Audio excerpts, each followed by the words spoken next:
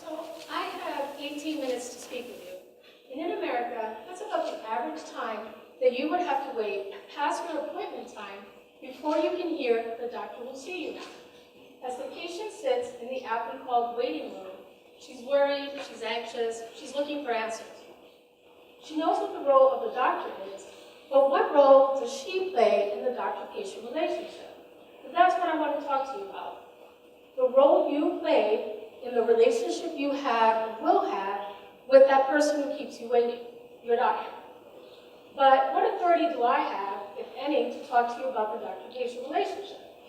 Well, I'm a self-proclaimed professional patient. So what you may ask is a professional patient. But before I can tell you what it is, I have to tell you what I used to think it was.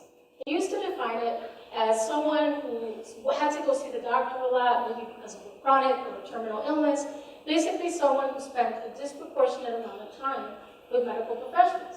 But then I came to learn that a professional patient is much more than that.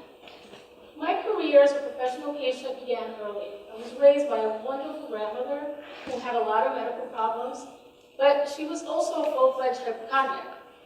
And as the primary English-speaking person in my family, I was the one that took her to the doctor. So I was both a translator and a witness to all of these doctor-patient interactions. But I also had my own set of medical problems. I've had chronic asthma since I was an infant, with all the complications that come with that.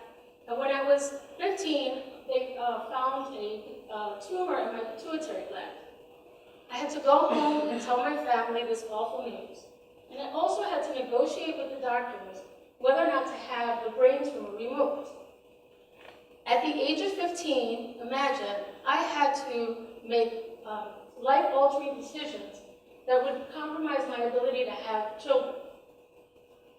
So I never had the tumor removed, and I went off to college. First generation in my family to attend college. I graduated from Cornell University with honors. I attended Georgetown University Law Center under a prestigious fellowship. I was on law review. I graduated with one of the top student awards. I passed the New York bar on the first time I took it, and I became a public defender. So I'm just going to go ahead and admit it. It was all that in a bag of chips. But the whole time I was doing these things, I was also really sick. 2 years into my legal practice, I was diagnosed with lupus. Lupus is an immune deficiency disease. Basically, in layman's terms, what it is that my immune system just all of a sudden decided to attack my own body. And it's systemic. So what systemic means is it literally attacks my whole body. I would eventually come to be diagnosed with 5 autoimmune disorders, lucky me. And as this attorney speaks to you right now, the professional patient in me is undergoing oral chemotherapy. And just this week, I had to have procedures to both my esophagus and my vocal cords because of complications from the autoimmune disorders. One of my doctors, one of my favorite doctors, just sent me a note on Facebook, and she said, "I'm not worried about you, because if anybody knows how to solve problems, it's you." So I want to go back to when I was first diagnosed with lupus, and I was working as a public defender. On a hot day in August of 2000, while I was running from one courtroom to the other, I made the brilliant decision to have the last piece of Jamaican jerk chicken for my favorite food cart. I love that food. It was my favorite. But as you can probably guess, I got food poisoning. And it got so bad that I had to be admitted for hydration. Pretty standard, right? Well, it ended up being anything but. The plan was for the doctors to give me something called hypertonic saline. Basically, that just means it has 3 times the amount of sodium that a normal bag of IV. But it can also be dangerous, so they said, "We'll draw your blood every 4 hours." I said, "Fine." When I was admitted, the hospital personnel knew of my complicated medical history. They even knew that I was an attorney. But 2 entire days passed without a doctor or nurse coming to draw my blood. I hit the clicker button. I asked anybody who came in. I even yelled out into the hallway, "Hey, is someone going to draw my blood?" But I was told that it was the summer, they were understaffed, and they would get to draw my blood when they could, and I believed them. On the second night that I was at the hospital, I was sitting by the window by myself, and I realized that my body was violently shaking. I could taste the blood in my mouth as I was biting the insides of my cheeks. I couldn't form a coherent thought. I couldn't even call for help. I was seizing, and I was dying. I knew I was, and all I could manage to do was pray for more time. I wasn't ready to die. I waited on the doctors, and I waited on the nurses, but they never came. I slipped into a coma. When I awoke days later, I was told that I was lucky to be alive and that I had permanent brain damage. Some of the side effects from the brain injury included a seizure disorder, cognitive and memory problems, speech impediments. I had severe balance problems. I mean, you get the picture. I was a mess. And it took 6 years of inpatient and outpatient rehabilitation to get to where I am now. And I don't want to be conceited or anything, but I think I look pretty good considering everything I've been through.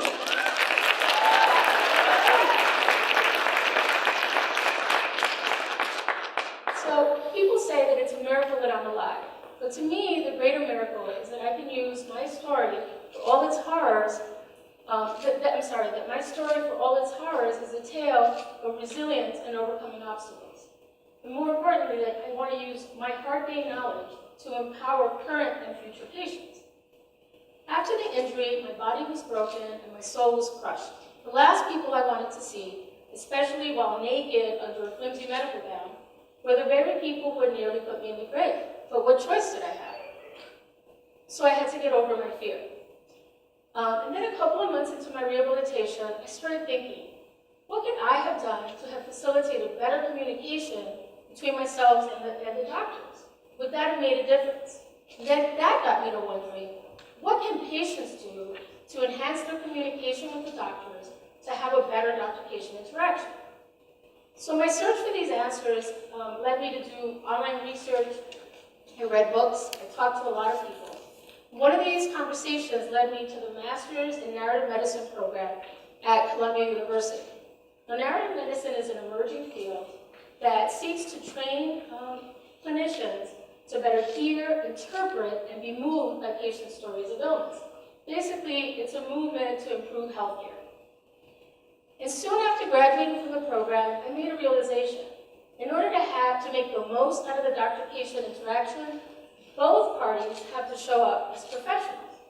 Now, I'm not insinuating that the doctor and the patient are equal in knowledge or skill. No. An egalitarian relationship at the medical level is not possible. But the best results come when both the doctor and the patient share concerns and expectations, and they work and think in sync. So all of this led me to redefine what professional patient is. It's not the frequency of the appointments or the nature of the patient's ailments, but rather the patient's state of mind when they come to their doctor's visits. And I found that there are 4 easy steps that patients can take that can lead them to have a more professional attitude, and this more professional attitude will enhance the doctor-patient interaction. So I call the 4 steps HEAL, H-E-A-L. Pretty catchy, right?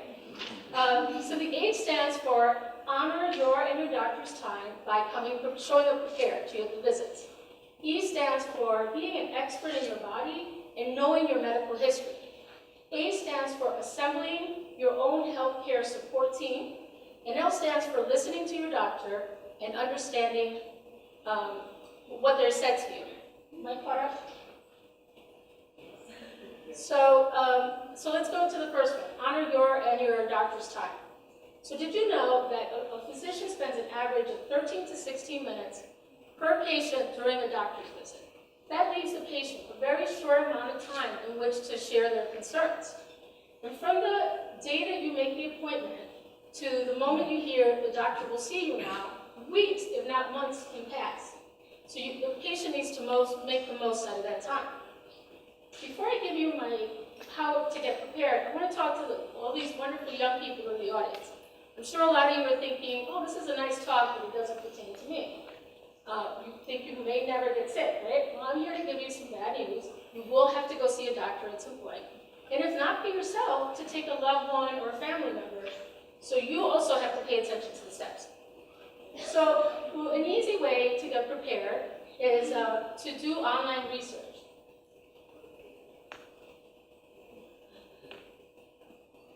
Sorry. So online research will help you become familiar with medical terminology, and it'll help you be able to have a better sense of your symptoms and a better conversation with your doctor. But I do have to do a caveat and say beware. Take what you read on these medical websites with a grain of salt. My husband, who never gets sick, recently had some symptoms that I was like, I have to get on the computer and find out what this is. And after looking at these medical websites, I was this close to diagnosing him with cancer. Well, I'm happy to report that he had a cold with some swollen lymph nodes, but I say that just to say that, this is just to give you some information. You obviously have to discuss what you find with your doctor. Another way that I prepare is by going to the MyChart online program. So most hospitals and medical centers have this MyChart online program. And this is what it looks like just in one place, and it'll look different based on what hospital you go to. But the point is that this has your entire medical record. All you have to do is ask for the access code to get the information. What you want to do is check your profile and get your lab results, your latest MRI reports or X-ray reports, and use all of this information to front load your questions for the doctor. So when you come in, you know actually what you want to discuss with your doctor. And the last way that I prepare is by creating a document that I call a medical resume. So I want there to be no doubt. I like to impress my doctor. I like to come prepared. On the medical resume, I include all my biographical information, and I include my diagnoses, dates diagnosed, current and old medications, and just other relevant medical history. This information is really hard to remember on the spot, and so it's good to have it, especially at your doctor's office when they're asking you, well, what's the medicine you take? So it's really good to have this information available. And just a side note, I found that it impresses the doctors, and that can't be a bad thing, right? So the next step is being an expert in your body. So you know more about your body than you think you do. You know what fabric you wear that makes you itch. You know what aches and pains you get when it rains or it snows. And you know what food you love to eat, but it always upsets your stomach, right? So another way to become a greater expert in your body is just to pay close attention to how your body reacts to the environment, to what you eat, to what you do. Now, this doesn't have to be a major undertaking. No need to jot everything down, but do pay close attention. Let's say you have a cold. You can ask yourself, how long have I been coughing? Am I short of breath? Do I have any phlegm? What color is it? These are all questions that your doctor is going to want to know. So you want to have that information ready. One of the obstacles for patients to talk freely to doctors is something that we call the white coat syndrome. And that's the fact that patients see doctors as authority figures with little time to spare. And so they're reluctant, if not out and out scared, to interrupt the doctor, ask a question, or speak up. But if we don't get over this white coat syndrome, then the doctor may miss out on pertinent information they need to diagnose us. Recent studies have shown that when a patient starts telling the doctor what brought them to see them, the doctor's going to interrupt between 12 and 18 seconds. More remarkably, the same studies show that if the patient was left to speak without interruption, they would stop speaking within just 48 seconds or less. That means is that all it takes is 30 seconds for the patient to be able to fully share what brought them there, and for the doctor to get this pertinent information. And that's why I argue that patients have to get over this white coat fear, and they need to embrace their role in the doctor-patient partnership, because that's what it should be, a partnership. Both parties should be aligned. So assembling your own healthcare team. If you think about it, most clinicians have a team of professionals that they collaborate with to make a diagnosis or treatment. It could include billing and coding, nursing support, colleagues. But what about you? Where's your team? Should you be making your own healthcare decisions on your own? Are you even able to? contend that no, you should have your own healthcare support team. So ideally, you can bring a friend or a family member when you go see a doctor, and they could ask questions, take notes, and be there to support you. But if this is not possible, as is often the case, then you should confer with your team, consisting of friends, family members, and you can make a list of your symptoms and questions you want to discuss with your doctor. Basically, the point is that you want to have a group of peers that you trust that can help you make healthcare decisions. So the last of my steps is listen to your doctor and understand what they're saying. So I just want to say that this is my husband's favorite step, because he says that many of us are really guilty of not doing this, right? So it's not enough to nod your head yes or yes ma'am to the doctor. You must demonstrate that you understand what the doctor is saying to you. So what does this look like? Well, I, for one, repeat back to the doctor what I've heard her say, including tests, medicines, etc. Basically, I summarize the encounter in front of the doctor. And this is important because a recent study showed that more than 50% of doctors forget to tell patients what the dosage of a new medicine is or for how long they have to take the medicine. So the patient has to speak up and ask for clarification. In this moment of summarization, it's a good place for you to interject any questions or concerns you may have, or you may have just been too shy to ask earlier. The point is to have good etiquette. I know it sounds a little mismanners, but trust me, it works. For the doctor-patient relationship to work, you need to have clear communication and attentive listening. So I argue that you should always make sure you hear what the doctor's saying. In other words, don't hear what you want to hear, and don't leave the doctor's office unless you ensure you've understood everything that was discussed. So those are my 4 steps.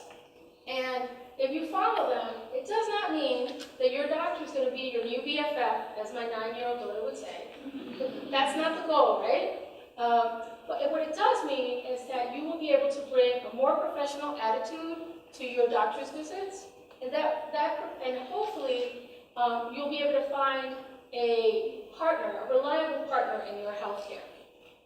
So being a professional patient doesn't mean that you're consumed with your health or that you're constantly at doctor's office. No, quite the opposite. It means that you're really good at managing your health and that you make the most out of every doctor's visit. And with good management, hopefully, you'll have less doctor's visits. So I feel blessed to be alive. I'm lucky to be an attorney who gets to teach narrative medicine at Columbia University and CUNY School of Medicine. And I love my students. They inspire me every day. I'm committed to standing up for myself as a patient. I'm committed to speaking up, to asking questions. I'm committed to being an active agent in the doctor-patient partnership, especially now with the impending changes in healthcare. I hope that my story helps to empower other patients to embrace their role as a professional patient. And I see that my 18 minutes are up, and the doctor will see you now.